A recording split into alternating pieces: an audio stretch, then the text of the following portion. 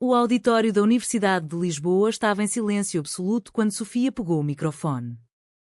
Ana é lésbica e tem usado nossa amizade para esconder isso enquanto luta pela presidência da associação. A voz dela ecoou como um trovão pelo salão lotado. Meu coração parou e o mundo ao meu redor desmoronou em um instante. Centenas de rostos viraram-se para mim, alguns chocados, outros com sorrisos maliciosos, outros simplesmente confusos. Eu, Ana Costa, a candidata que todos consideravam a mais preparada, a que vinha de uma família humilde do Norte e lutava por cada oportunidade, agora era exposta como se fosse um segredo sujo. Sofia Mendes, minha melhor amiga há 6 meses, a mesma que me apoiava em cada reunião, que me beijava escondida nos corredores vazios da Faculdade de Ciências Políticas, acabava de me destruir com uma única frase. Os murmúrios começaram baixos e cresceram como uma onda. Alguém gritou mentira, mas a maioria ficou em silêncio, esperando minha reação. Eu sentia as pernas tremerem.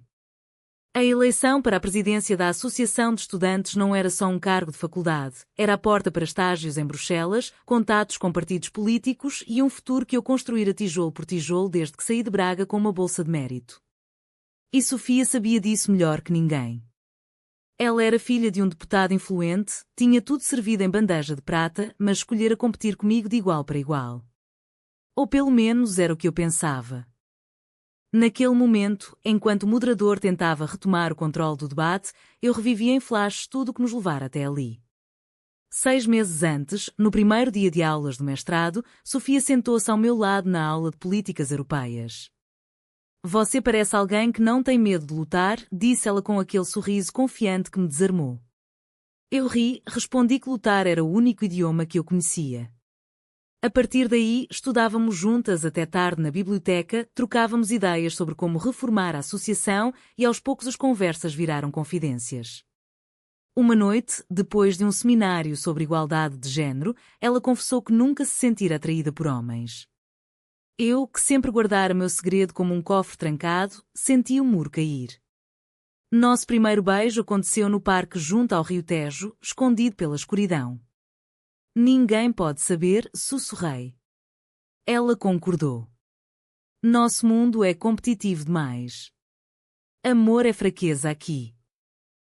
Mas o amor cresceu mais rápido que a cautela. Enquanto preparávamos nossas campanhas, trocávamos olhares cúmplices nas reuniões, nos encontrávamos em apartamentos emprestados, sonhávamos com um futuro onde não precisaríamos nos esconder. Sofia dizia que, se eu ganhasse, ela seria minha vice e juntas mudaríamos as coisas. Eu acreditava. Até hoje. Até este microfone na mão dela. O moderador finalmente me deu a palavra. Minhas mãos suavam. Isso não muda nada sobre minhas propostas, comecei, a voz mais firme do que eu esperava. Eu sou a mesma Ana que lutou por bolsas para estudantes de baixa renda, que defendeu cotas para minorias. Minha orientação sexual não define minha capacidade. Aplausos tímidos vieram de alguns grupos, mas o dano estava feito.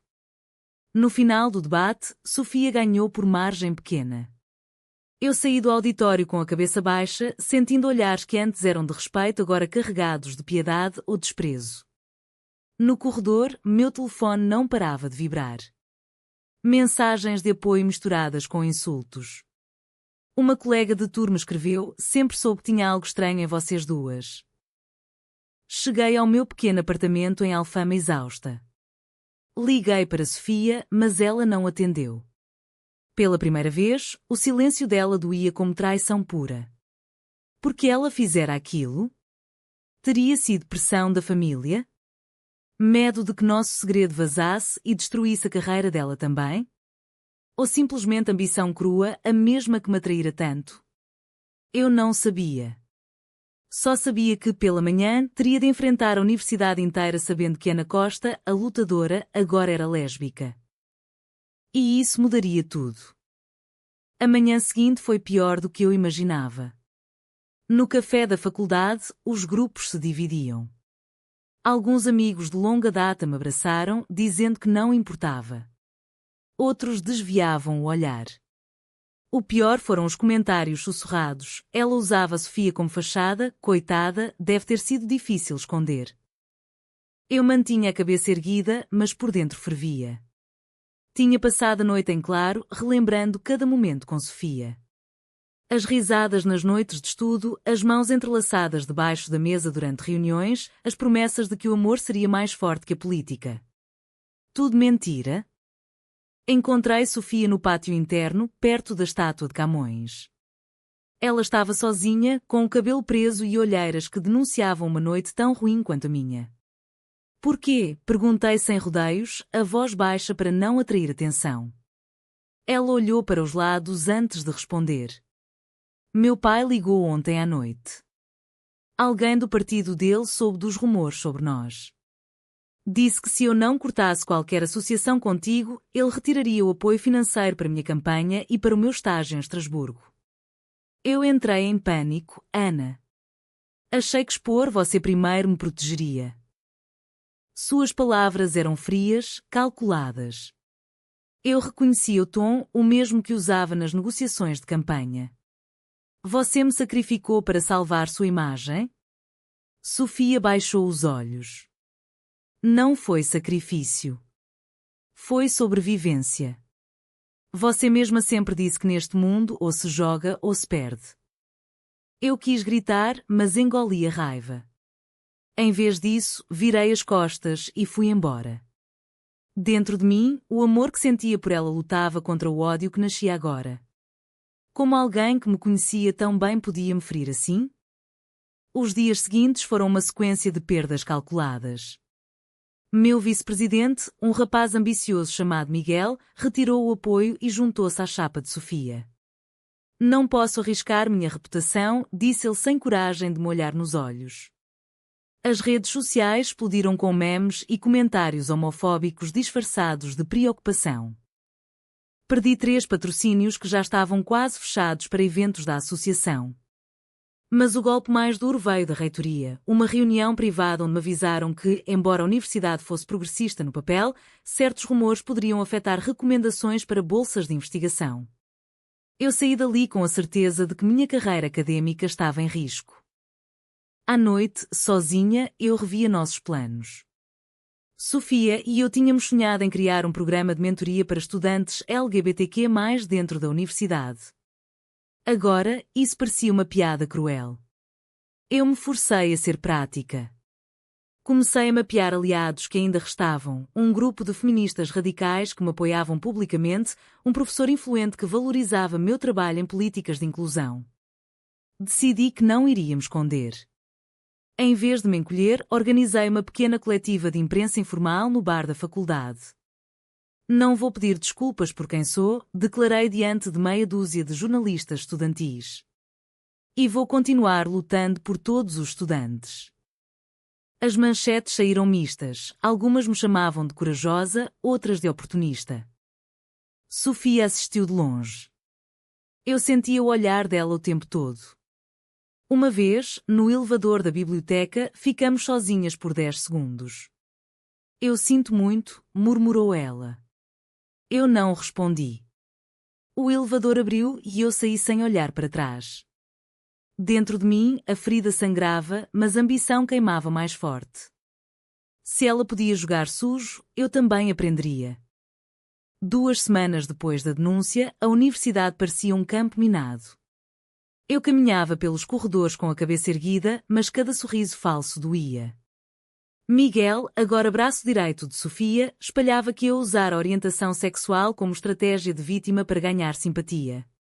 Eu contra-ataquei organizando um debate sobre diversidade no campus, convidando ativistas de Lisboa. A sala encheu.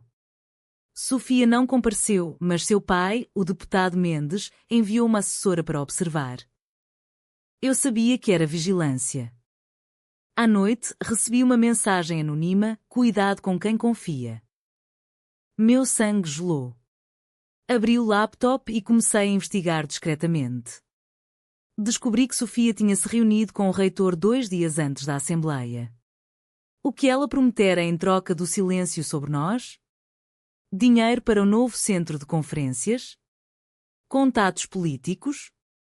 A raiva me deu forças. Marquei uma reunião com o rival mais forte de Sofia, um aluno de economia chamado Tiago, conhecido por sua frieza estratégica. Vamos unir forças contra ela, propus. Tiago sorriu. Você está disposta a tudo? Eu assenti sem hesitar. Tudo que for necessário para sobreviver. Nosso pacto foi simples. Eu retirava minha candidatura em troca de um cargo de coordenadora de projetos na chapa dele, e juntos poríamos as ligações duvidosas de Sofia com o pai. Tiago aceitou. A notícia correu rápido. Sofia me ligou pela primeira vez desde a traição. Você está louca? Vai destruir nós duas. A voz dela tremia. Eu respondi com calma cirúrgica: você começou, Sofia. Agora aguenta. Desliguei. Pela primeira vez, senti prazer na dor dela. Mas à medida que a aliança com Tiago se fortalecia, as noites viravam um inferno interno. Eu sonhava com o toque de Sofia, com o cheiro do perfume dela misturado ao café da manhã roubado. Acordava chorando. O amor não morrera, apenas se transformara em algo venenoso. Uma tarde, no jardim botânico, Sofia me encontrou por acaso. Ana, por favor, vamos conversar longe daqui. Eu aceitei, contra todo o bom senso. Sentadas num banco escondido, ela confessou: meu pai ameaçou cortar tudo. Não só o dinheiro, mas o futuro. Eu entrei em pânico e escolhi o caminho mais fácil. Mas eu te amo. Sempre amei. Lágrimas escorriam pelo rosto dela. Eu quis abraçá-la, mas me contive. Amor não basta quando o preço é minha destruição. Saí dali com o coração partido em dois. A ambição dizia para continuar a vingança. O coração pedia para perdoar. Decidi ouvir a ambição. Com Tiago, planejei o próximo golpe: vazar documentos que mostravam doações irregulares do pai de Sofia para a campanha dela. Era frio, calculado. E necessário. O vazamento aconteceu numa sexta-feira chuvosa. Os jornais online da universidade explodiram com a notícia: filha de deputado USA influência familiar para comprar votos. Sofia foi convocada para uma audiência disciplinar. Eu assisti de longe, sentada na última fila do auditório menor. Ela estava pálida, mas manteve a postura. Quando perguntaram se tinha algo a declarar, ela olhou diretamente para mim. Cometi erros. Mas não vou destruir mais ninguém. As palavras dela me atingiram como um soco. Depois da audiência, Sofia perdeu o apoio de vários professores e o próprio pai a desautorizou publicamente numa entrevista rápida. Tiago comemorou. Agora ela está acabada. Eu sorri por fora, mas por dentro sentia um vazio enorme. Naquela noite, Sofia apareceu na porta do meu apartamento, encharcada de chuva. Só quero 5 minutos. Eu a deixei entrar. Sem palavras, ela me abraçou. Eu não resisti. Choramos juntas, sem beijos, sem promessas. Apenas o calor de dois corpos que se conheciam demais. Eu te traí porque tive medo, confessou ela. Mas perder você é pior que perder tudo. Eu não respondi. Apenas a deixei ficar até o amanhecer. A aliança com Tiago começou a rachar. Ele exigia que eu o apoiasse publicamente contra Sofia em todos os eventos. Eu hesitava. Os rumores sobre mim ainda circulavam, mas agora misturados com admiração pela minha resiliência. Alunos LGBTQ+, começaram a me procurar para conselhos. Eu criara, sem querer, um pequeno movimento. Sofia, enquanto isso, lutava sozinha. Perdeu o cargo de vice-presidente interina e foi relegada a tarefas administrativas menores. Um dia, no refeitório, cruzamo-nos novamente. Você ganhou, Ana, disse ela baixinho. Mas a que custo? Eu não tinha resposta. A ambição me levara longe, mas o vazio crescia. Comecei a questionar cada decisão fria que tomara. Quando Tiago me pediu para depor contra Sofia na última audiência, eu recusei. Chega de sangue. Ele me chamou de fraca. A aliança terminou ali. A tensão atingiu o pico na semana da grande conferência anual da universidade, evento que decidia recomendações para estágios europeus. Eu era uma das oradoras principais, representando o grupo de diversidade que eu mesma ajudara a formar. Sofia, apesar de tudo, ainda estava na comissão organizadora. Nos bastidores, evitávamo-nos, mas o ar crepitava sempre que nos cruzávamos. Tiago, agora candidato solitário, espalhava que eu era instável emocionalmente. No dia da conferência, o auditório principal estava lotado de professores, políticos e estudantes. Meu discurso foi sobre coragem e inclusão. Não se pode construir um futuro justo escondendo quem somos, disse eu, olhando para a plateia. Aplausos calorosos. Quando terminei, Sofia subiu ao palco para apresentar o próximo painel. Nossos olhares se cruzaram. Por um segundo, vi a Sofia que eu amara, vulnerável, determinada, minha. Depois do evento, Tiago tentou um último golpe, acusou-me publicamente de manipular o movimento LGBTQ+, para ganho pessoal. A plateia dividiu-se. Eu me preparei para responder, mas Sofia pegou o microfone antes de mim. Basta, exclamou ela. A sala silenciou. Ana não manipulou ninguém. Eu sim. Eu atraí por medo e ambição. E hoje assumo isso diante de todos. O choque foi coletivo. Sofia continuou, eu sou lésbica. E amo a Ana Costa. Se isso custar meu futuro, que custe. Ela desceu do palco e caminhou até mim. Sem hesitar, segurou minha mão ali mesmo, sob os flashes dos telemóveis e os olhares atônitos. O tempo parou. Meu coração batia tão forte que eu mal ouvia os murmúrios. Tiago tentou falar, mas foi vaiado. O reitor interveio, declarando o debate encerrado. Sofia e eu saímos juntas do auditório, de mãos dadas, sem dizer uma palavra.